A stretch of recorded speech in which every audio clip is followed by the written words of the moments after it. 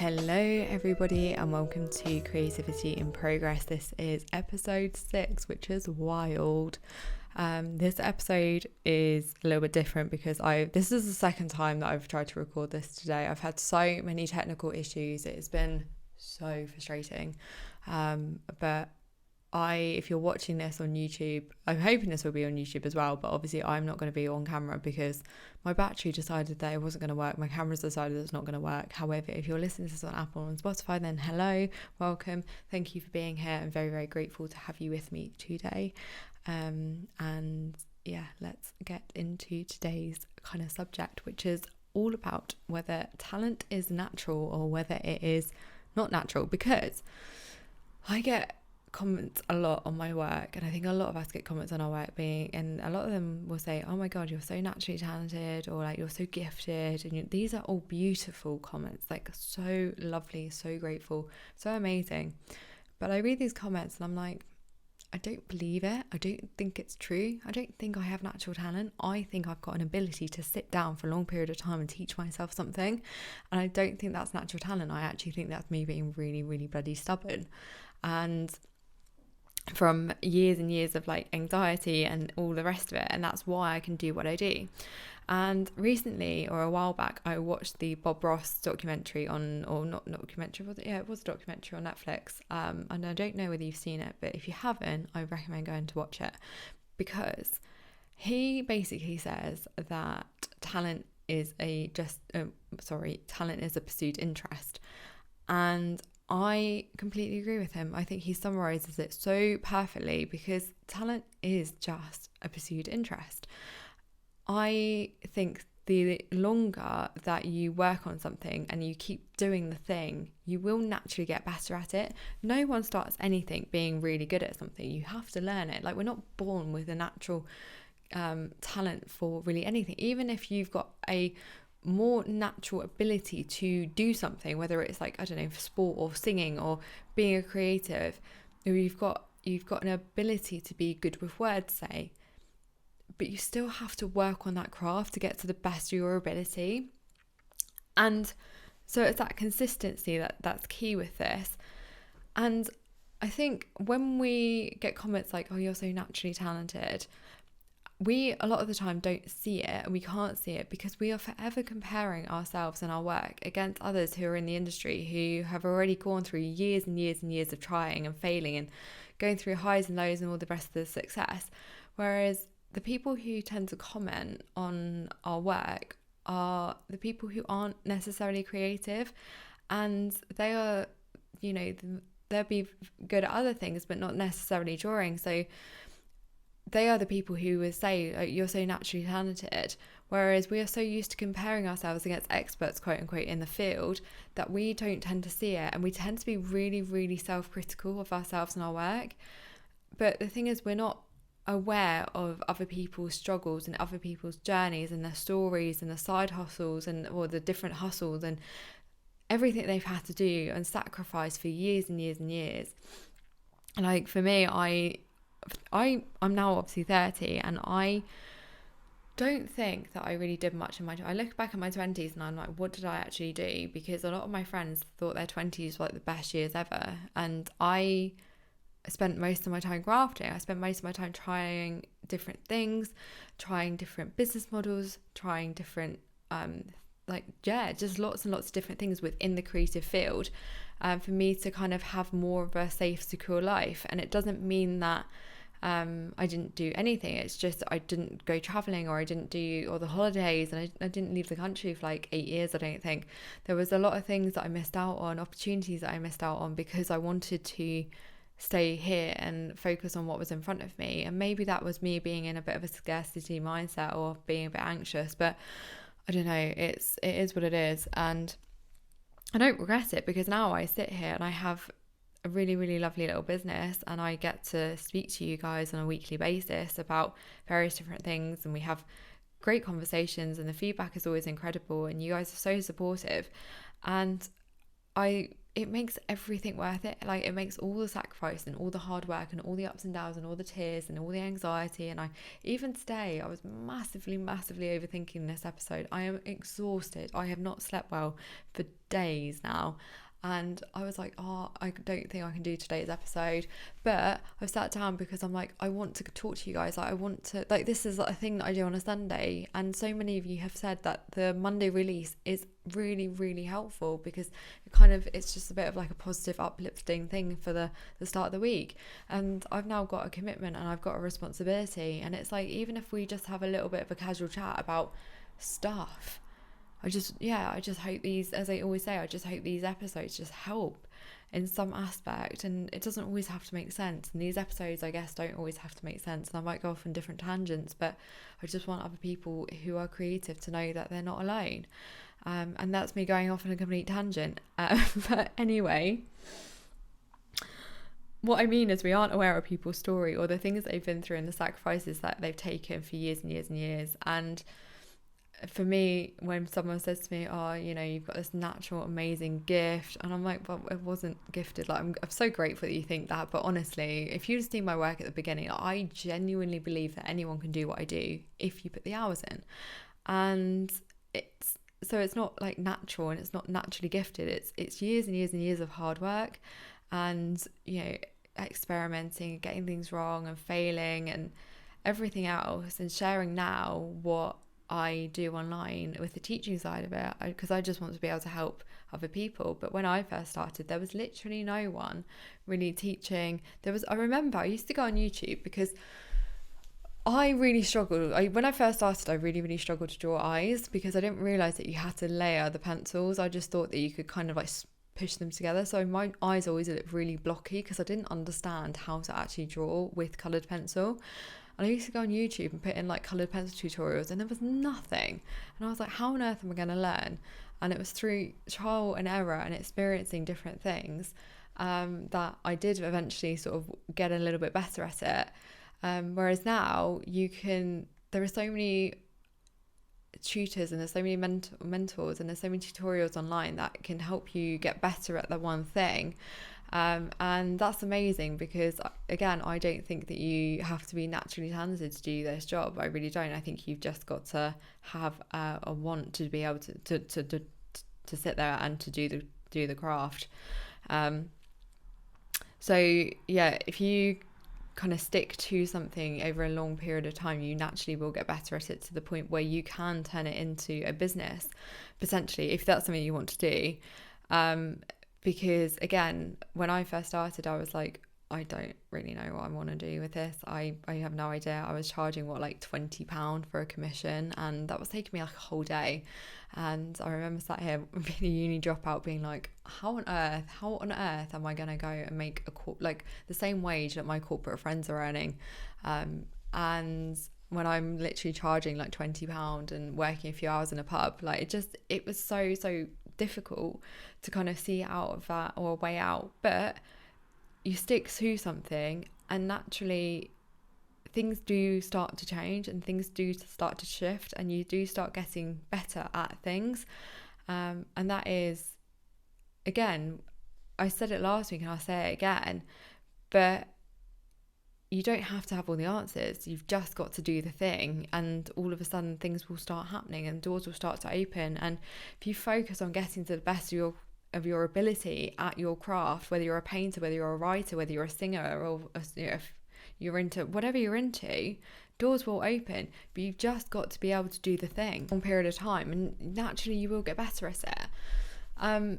Another thing that I kind of want to discuss is whether you have to, and this is a thought process, and this is something I've been thinking about for a while now, because I've always said that being an artist is like one thing, that's like one compartment of it, and that's the fun bit. I love doing this. I love sitting here drawing. It's great.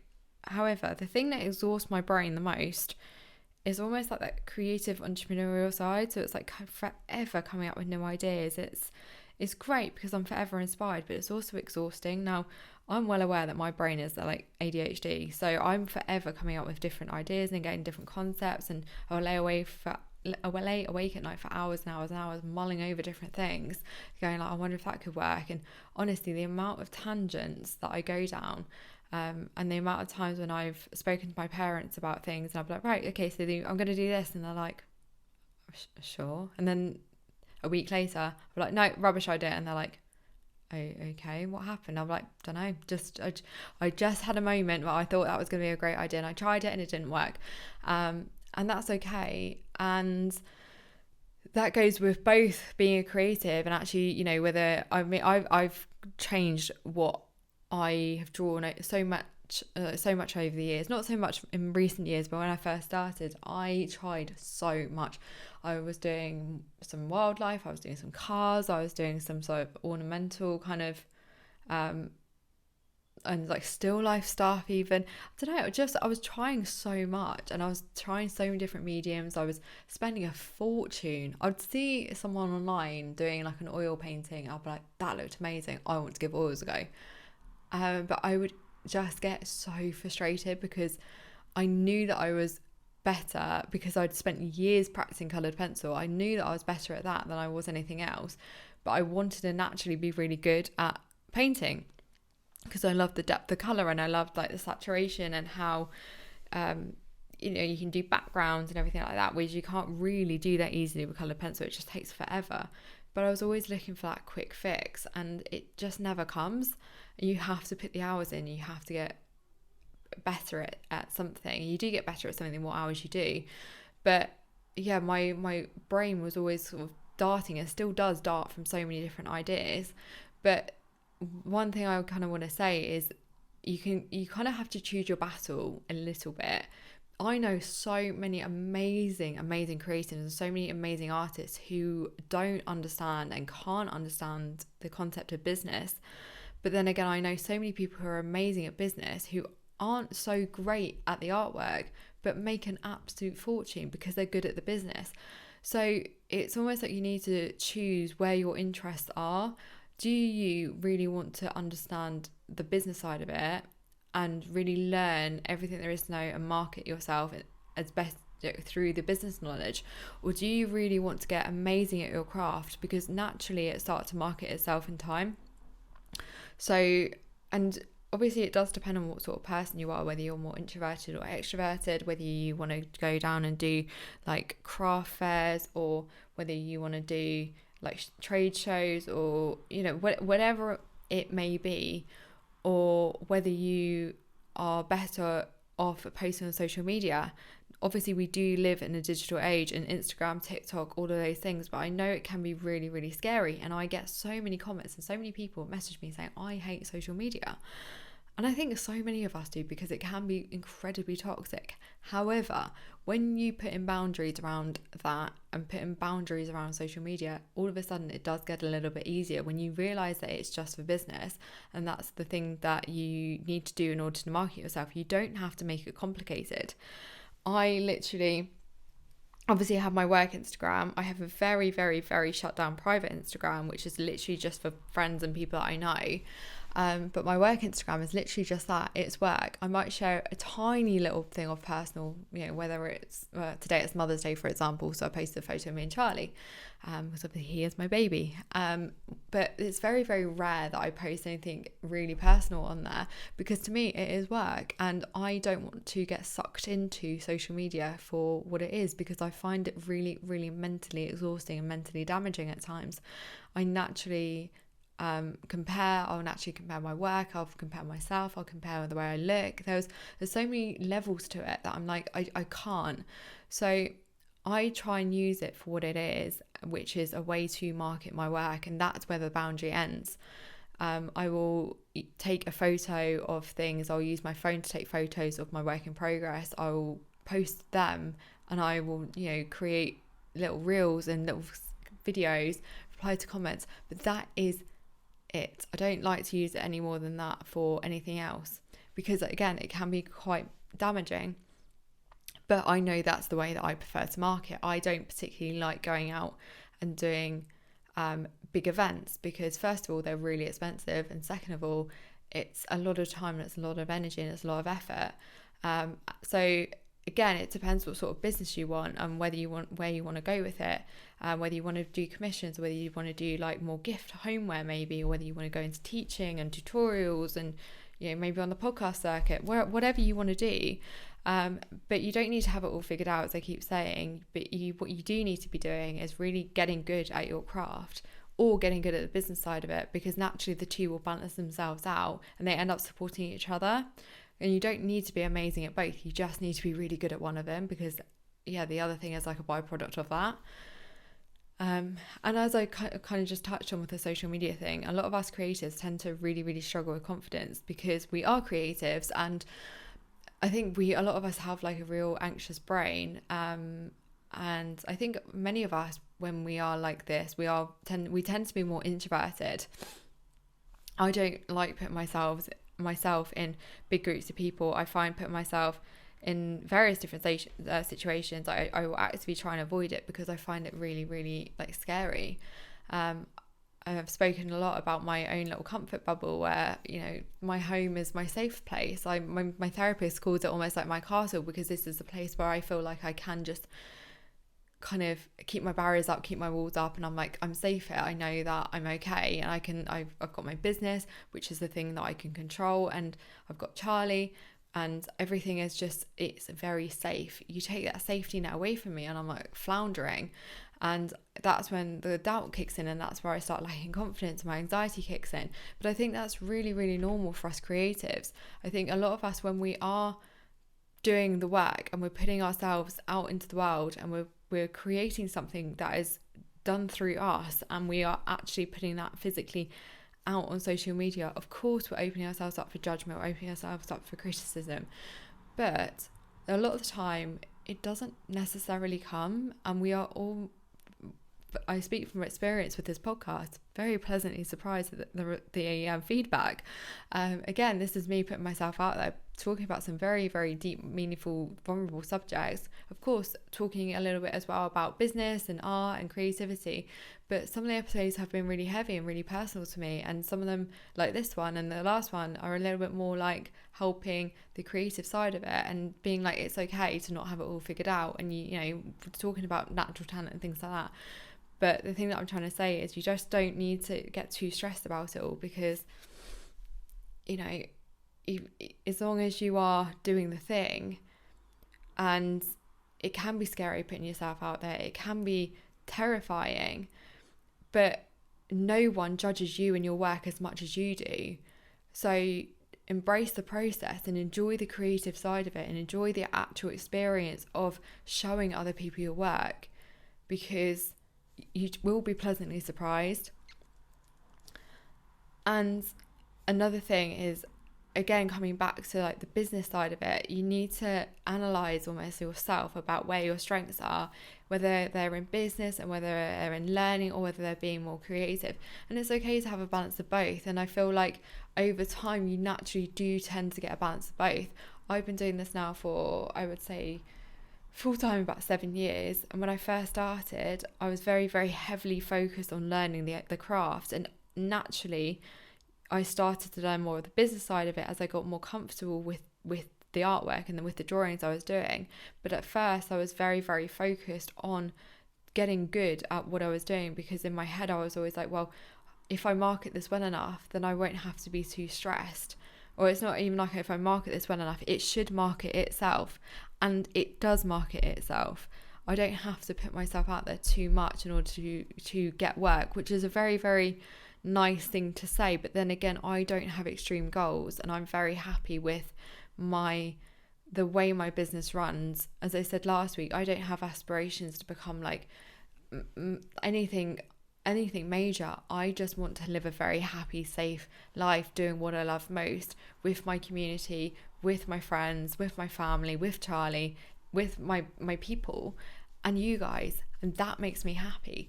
So realize and work out where your strengths are and where your weaknesses are, and in time you can kind of start to work on those weaknesses, but you don't need to have it all figured out. There's still so much I struggle with the creative side of this job, and not with the creative side so much, but with the business side of it. I really, really struggle with emails. I really, really struggle with messages sometimes. I don't know why. I think it's because I have imposter syndrome, and I'm like, who am I to answer these messages?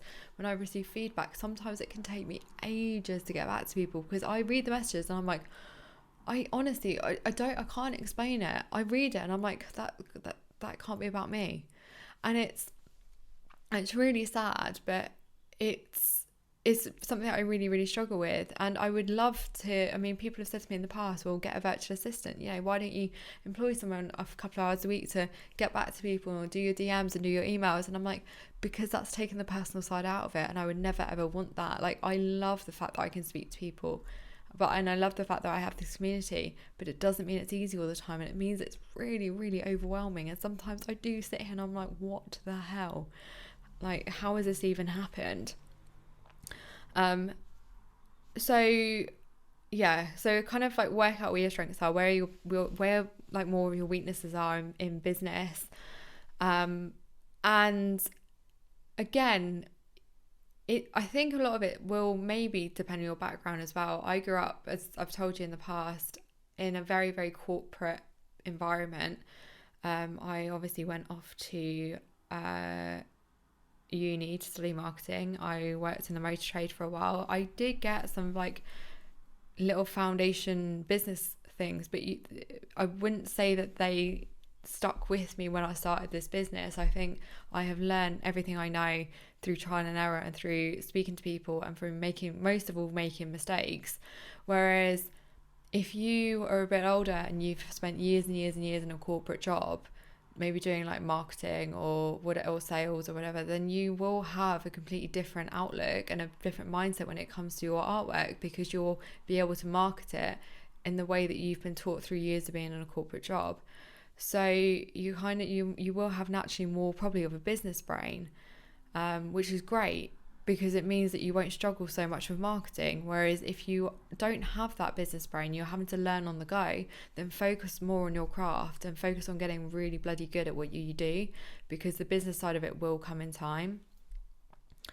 And obviously, as I said, you do need to have a little bit of business knowledge, as people need to be able to find you. So you can't just get really, really good at your craft and hide it away forevermore, because no one's going to know who you are and where you are and what you're about.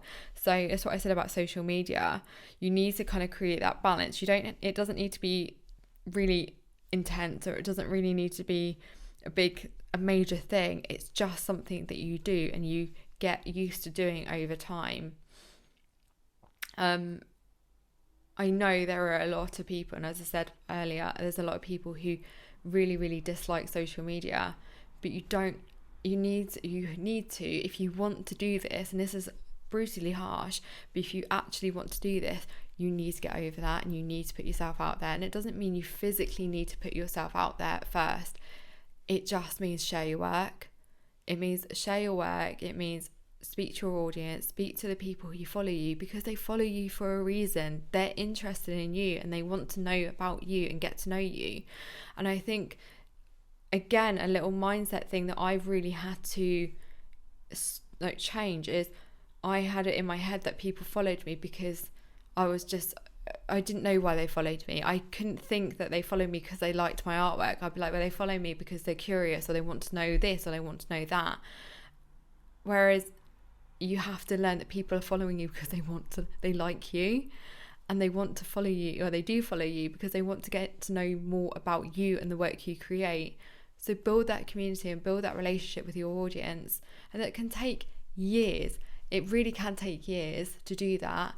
And like, for example, building this community, it's taken me 7 years until I put myself on a podcast and I'm like, hello guys, like, this is actually me, and this is my thought process, and this is my rambling brain.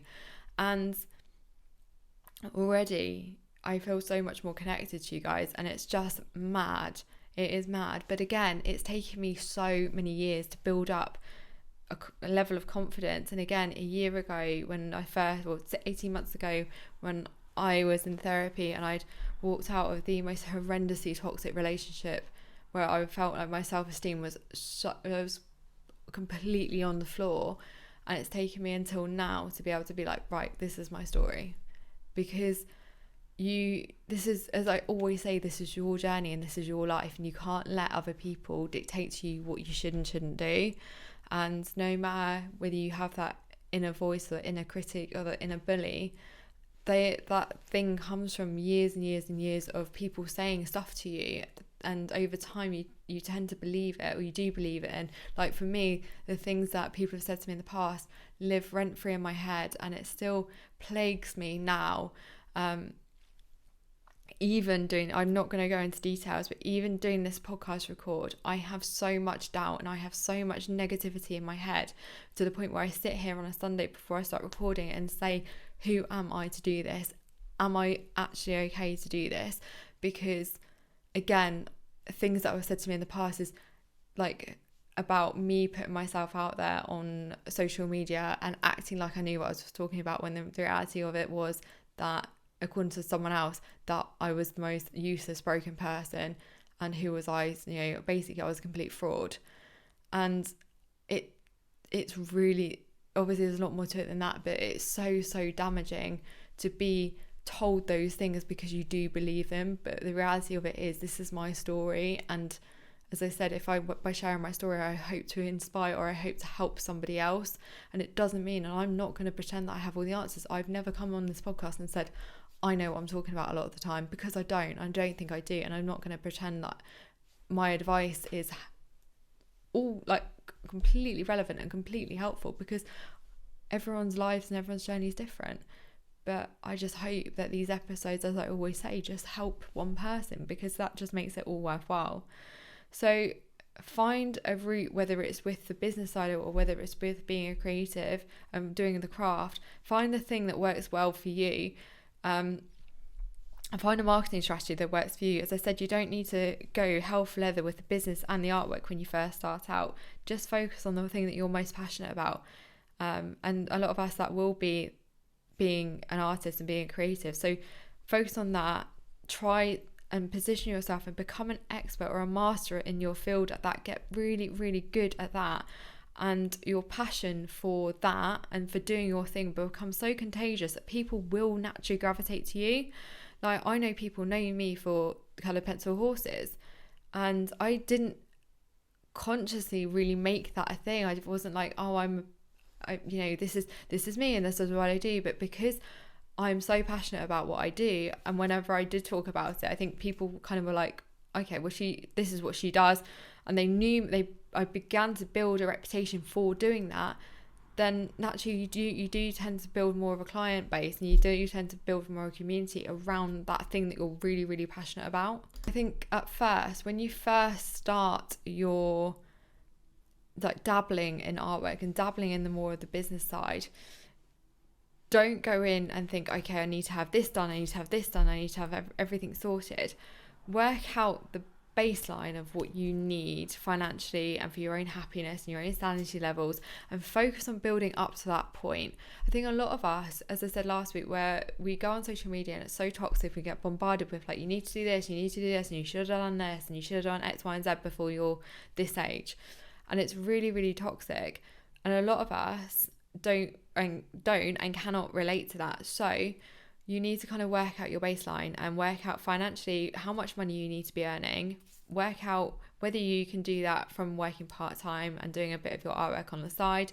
Work out whether you need, like, what you need to be charging, how many services do you need to be offering, how many clients do you need, and just get a little bit of a rough plan and build up to that point, and realise that these things take time. As I said at the start, I was literally charging £20 for a commission when I was in my early 20s, and just be adaptable and be fluid, because things do change. Business does change. You're not going to stay doing the same thing in this world, in this industry forever, because social media changes, trends change, everything changes. Did I think I'd be sat here teaching and doing a podcast when I first started drawing my friends' horses? No, I really, really didn't. But am I incredibly grateful? Absolutely. And you don't see these things coming. I just know that each month I know I need to make X amount of money for me to be able to have the life I do, to be able to support myself and Charlie, and the rest of it is sort of an added bonus, and everything else that comes with it, all the opportunities and all the the feedback and the kind words and everything else, and put myself out there, that's just like a byproduct, and it's just an aftermath. So you will have to start small, there's no doubt about that, but if you stay consistent, then with both your craft and with your social media posting and marketing and putting yourself out there a little bit more.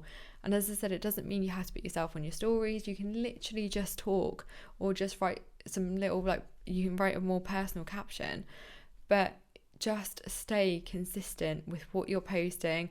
I'm going to do a whole thing about social media, I think, because I'm really, really passionate about it, and I know a lot of us do struggle with it, and it's something I've really struggled about. So maybe next week we can talk about staying consistent on social media.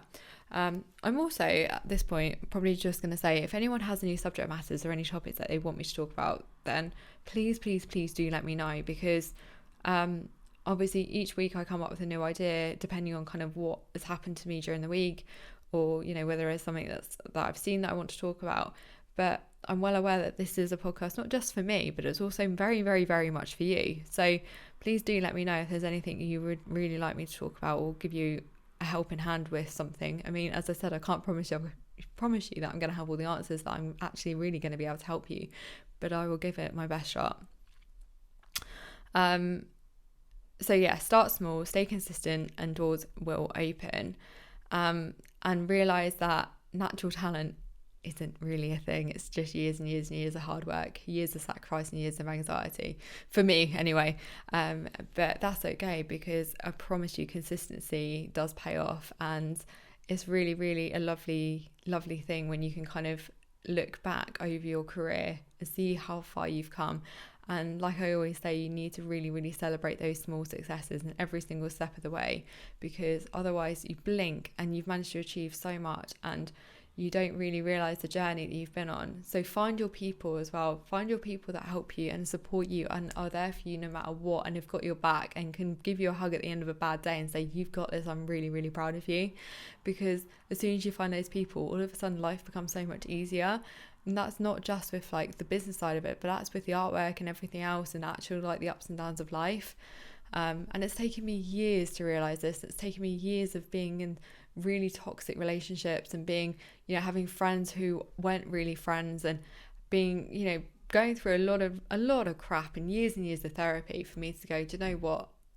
And also years of me being really stubborn and saying, I'm going to be on my own, and I'm going to do this all on my own.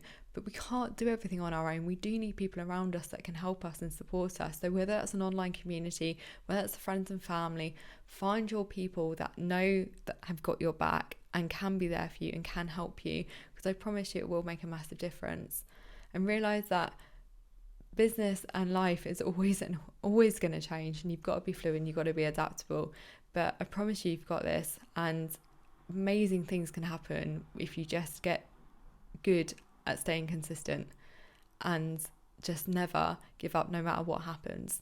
Because I don't honestly know where I'd be without this job, and I don't know where I'd be if I hadn't stayed consistent. But luckily, because of the things I've been through, it has helped me stay consistent, because there's been nothing better for me than sitting here and drawing. And I think a lot of you will resonate with that, because the creativity and the artwork calms my brain so much. So yeah, that's kind of what I wanted to talk about, a little bit to do with natural talent. Is talent actually a thing? A little bit to do with business. I feel like we touched on a couple of different topics there. And again, I never want these episodes to be too heavy, because I just want them to be like a little pick me up on the start of a Monday, just to say you've got this. And if, as I keep saying, if you stay consistent, good things will happen, and you've just got to keep doing the thing. So I know obviously today's episode has been a little bit different because my camera broke and I am not on your screen on YouTube.